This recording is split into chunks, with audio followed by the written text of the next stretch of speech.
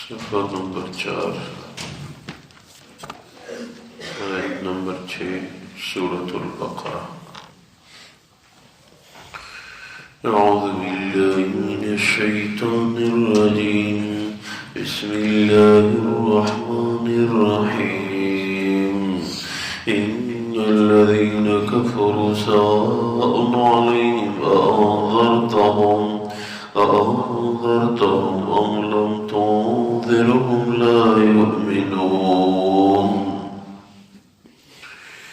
اللہ تبارک و تعالی فرماتے ہیں ان الذین کفروا، بے شک وہ لوگ جنہوں نے کفر کیا، سواء علیہم أأنذرتهم أم لم تنذرهم، برابر ہے اے نبی صلی اللہ علیہ وسلم، آپ ان کو ڈرائیں یا نہ ڈرائیں، لا یؤمنون، وہ ایمان نہیں لاتے۔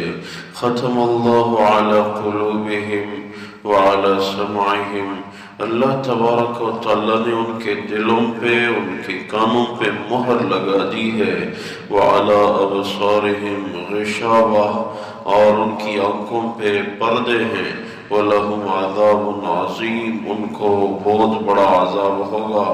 وَمِنَ النَّاسِ مَن يَقُولُ آمَنَّا بِاللَّهِ وَالْيَوْمِ الْآخِرِ، کچھ لوگ ایسے ہیں جو کہتے ہیں کہ ہمیں اللہ اور آخرت کے دن پہ ایمان ہے، وَمَا هُمْ بِمُؤْمِنِينَ، لیکن حقیقت میں ایمان یافتہ نہیں ہے۔ يَخَادِعُونَ اللَّهَ، وہ لوگ اللہ کو دھوکہ دینا چاہتے ہیں، وَالَّذِينَ آمَنُوا، ایمان والوں کو بھی دھوکہ دینا چاہتے ہیں۔ وَمَا يَخْدَعُونَ إِلَّا أَنفُسَهُمْ، وہ دھوکہ نہیں دیتے مگر اپنے آپ کو، وَمَا يَشْعُرُونَ، لیکن سمجھتے نہیں ہیں۔ فِي قُلُوبِهِمْ مَرَضٌ، ان کے دلوں میں مرض ہے، نفاق ہے۔ فَزَادَهُمُ اللَّهُ مَرَضًا، ایسی باتوں سے ان کے مرض میں مزید اللہ اضافہ فرماتے ہیں۔ وَلَهُمْ عَذَابٌ أَلِيمٌ بِمَا كَانُوا يَكْذِبُونَ، ان کو دردناک عذاب ہوگا اس وجہ سے کہ یہ دین کو جھٹلا رہے ہیں۔ وَإِذَا قِيلَ لَهُمْ لَا تُفْسِدُوا فِي الْأَرْضِ، جب ان سے کہا جاتا ہے کہ زمین میں فساد مت کرو، قَالُوا إِنَّمَا نَحْنُ مُصْلِحُونَ، تو کہتے ہیں کہ ہم تو اصلاح کرنے والے ہیں۔ أَلَا إِنَّهُمْ هُمُ الْمُفْسِدُونَ وَلَكِنْ لَا يَشْعُرُونَ، اے لوگو سن لو، یہ فساد کرنے والے ہیں لیکن یہ جانتے نہیں ہیں۔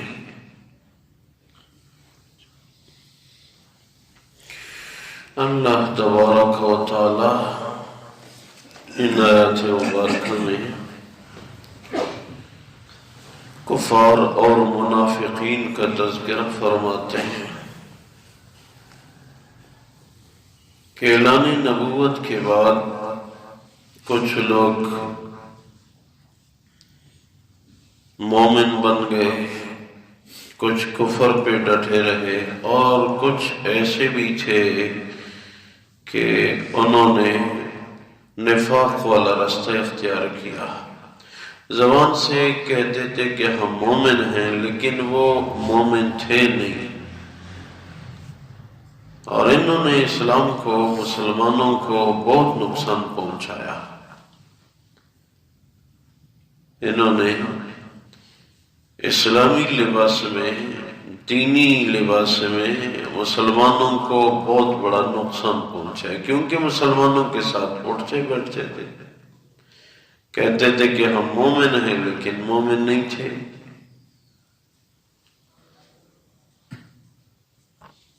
اور ایک دفعہ انہوں نے، یہودیوں نے، منافقین نے مل کے، ان میں سے منافقین آگے ہوئے اور کہنے لگے ہم مسجد بنا رہے ہیں۔ مسجد بنائی، مسجد زرار، اور خفیہ آپس میں مشورہ ہوا تھا کہ بنائیں گے مسجد لیکن اندر یہ مسلمانوں کے خلاف اسلحہ ڈپو ہوگا، اس میں اسلحہ جمع کرتے تھے۔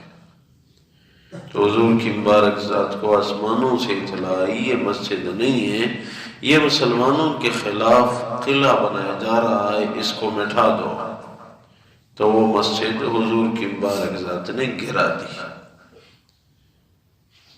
کہ یہی ہوتا ہے کہ غیر مسلم مسلمانوں کے اندر اسلامی لباس میں کہ یہ تمہارا دین ہے، اس میں وہ مسلمانوں کو نقصان پہنچاتے ہیں، اور جو ٹھیک ٹھیک ایمان پہ آئے تو وہ کس مرتبے پہ پہنچے، رضی اللہ عنہم ورضوا عنہ۔ حضور اقدس صلی اللہ علیہ وسلم کی مبارک ذات نے ارشاد فرمایا، جب آپ لوگوں نے ایک کام کرنا ہو تو اس کو ٹھیک ٹھیک کیا کرو۔ کوئی بھی کام ہو، ایک دفعہ کرنا ہے تو پھر ٹھیک ٹھیک کام کیا کرو، یہ حدیث ہے۔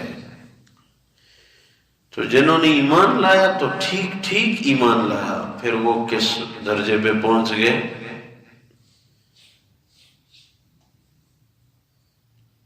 اعلیٰ مقام حاصل کر گئے، دنیا میں بشارتیں آئی، آپ تو جنتی ہیں۔ مرد تو چھوڑ، عورتوں کو کون سا مقام حاصل ہوا؟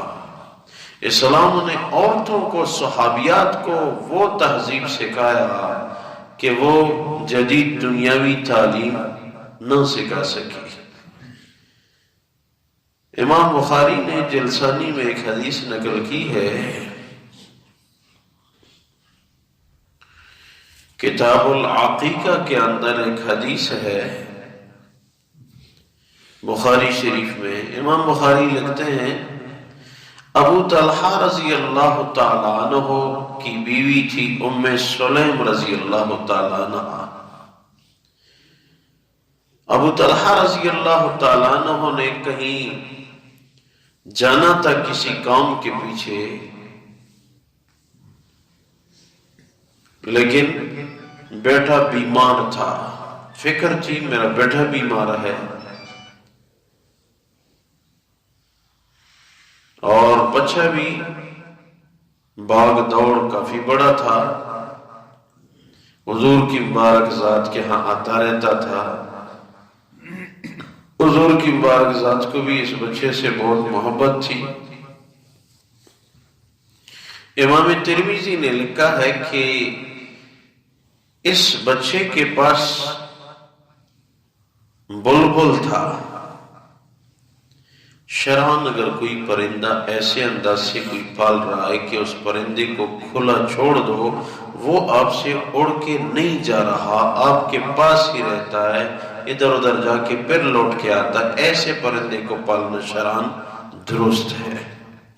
اور یہ پرندے جو پنجروں میں مہینوں مہینوں بند ہیں، ابھی اگر کھول دیں گے تو اڑ کے جائے گا، بھاگ جائے گا، اڑ جائے گا، یہ پالنا شرعاً بہت بڑا جرم ہے، اس جرم سے بچو۔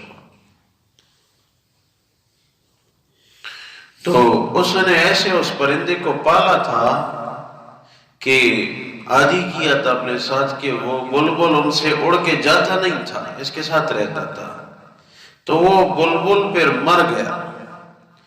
تو امام ترمذی لکھتے ہیں، حضور جب بھی اس بچے کو دیکھتے ابو طلحہ رضی اللہ تعالیٰ عنہ کے بیٹے کو، تو ارشاد فرماتے، یا ابا عمیر ما فعل النغیر،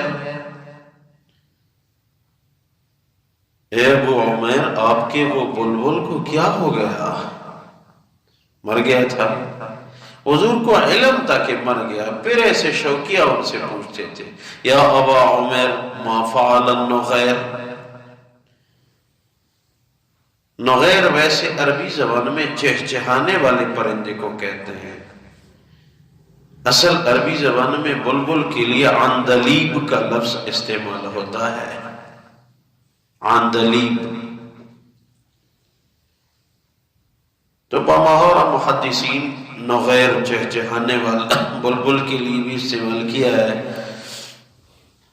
تو یہ بچہ بڑا پیارا بچہ تھا۔ ابو طلحہ رضی اللہ تعالیٰ عنہ کہیں چلے گئے، جب واپس آئے شام کو گھر پہنچے، ام سلیم رضی اللہ تعالیٰ عنہ ان کی بیوی گھر میں تھی۔ جیسے ہی آئے تو گھر والوں سے پوچھا کہ بچے کا کیا حال ہے، فکر تھی۔ تو ام سلیم رضی اللہ تعالیٰ عنہ نے عجیب کنایا استعمال کیا، بچہ وفات پا گیا تھا۔ شام سے پہلے بچہ وفات پا گیا. تو شوہر آیا، بچے کا کیا حال ہے؟ فرمانے لگی پہلے سے زیادہ پرسکون ہے، پہلے سے زیادہ پرسکون ہے. ابو طلحہ رضی اللہ تعالیٰ عنہ نے خیال کیا کہ بچے کی صحت ہو گئی ہے، صحتیاب ہے. امام بخاری لکھتے ہیں کہ اس نے چہرے سے یہ ظاہر نہیں کیا میرا بچہ فوت ہو گیا، کیونکہ ماں کو تو باپ سے زیادہ دکھ ہوتا ہے. نہیں، پہلے سے زیادہ پرسکون ہے، بیٹھے کھانا کھائیں، کوئی بات نہیں. امام بخاری لکھتے ہیں کھانا کھلایا اور رات کو ساتھ سو گئے. صبح ہو گئی تو صبح کو کہنے لگی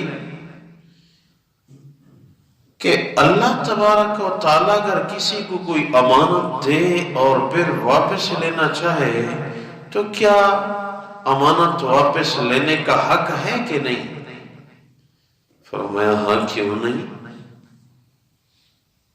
تو عرض کرنے لگی تو آپ کا بیٹا جو اللہ کی نعمت تھی، اللہ نے ہی دیا تھا، وہ اللہ لے چکے ہیں، اب اس کے دفن کا انتظام کرو.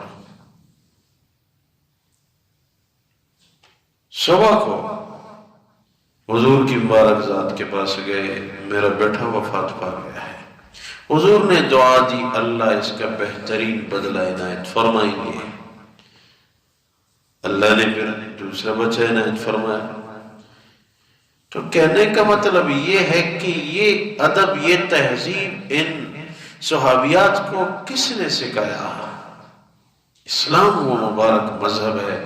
خاوند تھکا ہارا سفر سے آیا، اب اس کو پریشان نہ بناؤ. آج کی عورتیں کتنی پیچھے کالیں کر لیتی اور پورا محلہ دوڑا دیتی، بیٹا وفات پا گیا. اور کیا عجیب کنایہ استعمال کیا، جھوٹ بھی وہ نہیں بولی، بیٹا زندہ ہے. نہیں، فرمایا پہلے سے زیادہ پرسکون ہے. پہلے سے تو زیادہ پرسکون تھا، پہلے تو ان کو درد ہو رہا تھا، تکلیف میں تھا، ابھی تو وہ بالکل وفات پا گیا تو سکون سے ہے. یہ پھر ایسی ہستیاں پھر اسلام نے دکھائی. جب اسلام میں لوگ آئے تو کافر کس مقام کے مومن بن گئے، کہاں سے کہاں پہنچ گئے، صحابیات کہاں سے کس تہذیب پہ پہنچ گئی. کس نے ان کو ایسا سبق سکھایا؟ خاوند کو اتنا پرسکون رکھنا چاہیے کہ صبح تک وہ تھکا ہے، اس کو کوئی تکلیف نہ ہو، اس کو دکھ نہ پہنچے. ایسی عورتیں اسلام نے پیدا کی. تو قرآن اسلام کے قریب ہو کہ انسان بن جاتا ہے، انسان مزین ہو جاتا ہے. تو قرآن کریم ان آیات مبارکہ میں کافروں اور منافقین کا تذکرہ فرماتے ہیں،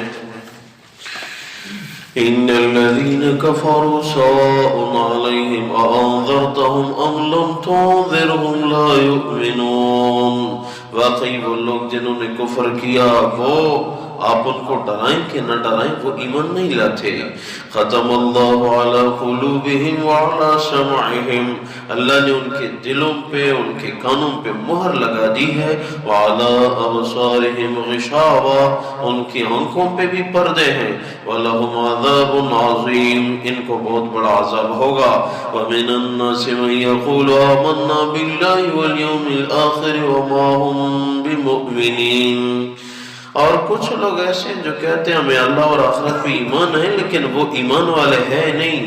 یخادعون اللہ والذین آمنوا وما یخدعون الا انفسهم، وہ اللہ کو اور ایمان والوں کو دھوکہ دینا چاہتے ہیں لیکن دھوکہ دراصل اپنے آپ کو دے رہے ہیں. وما یشعرون، لیکن سمجھتے نہیں ہیں. فی قلوبہم مرض فزادہم اللہ مرضا، اصلا ان کے دلوں میں نفاق کی بیماری ہے، اللہ اس بیماری کو مزید بڑھائیں گے ان کے اس جیسے اقوال کی وجہ سے. وَلَهُمْ عَذَابٌ عَلِيمٌ بِمَا كَانُوا يَكْذِبُونَ، ان کو ان کے جھوٹ کے انداز سے مزید عذاب اللہ جو دردناک عذاب ہوگا دیں گے۔ وَإِذَا قِيلَ لَهُمْ لَا تُفْسِدُوا فِي الْأَرْضِ، جب ان کو کہا جاتا ہے زمین میں فساد مت پھیلاؤ، قَالُوا إِنَّمَا نَحْنُ مُصْلِحُونَ، یہ کہتے ہیں ہم تو اصلاح کرنے والے ہیں، فساد پھیلانے والے نہیں ہیں۔ أَلَا إِنَّهُمْ هُمُ الْمُفْسِدُونَ وَلَكِنْ لَا يَشْعُرُونَ، خبردار لوگوں سن لو، یہ فساد پھیلانے والے ہیں لیکن یہ جانتے نہیں ہیں۔ اے اللہ اپنی بارگاہ میں قبول فرما، خلوص الہیت نصیب فرما، عمال صالحہ والی زندگی نصیب فرما، ہم سب کو نیک دیندار بنا۔ اے اللہ تمام بھائیوں کی مغفرت فرما، عظیم عنایت فرما، ہماری خطاؤں کو معاف فرما۔ یا اللہ ہم سب کو آخری خاتمہ بالخیر عنایت فرما۔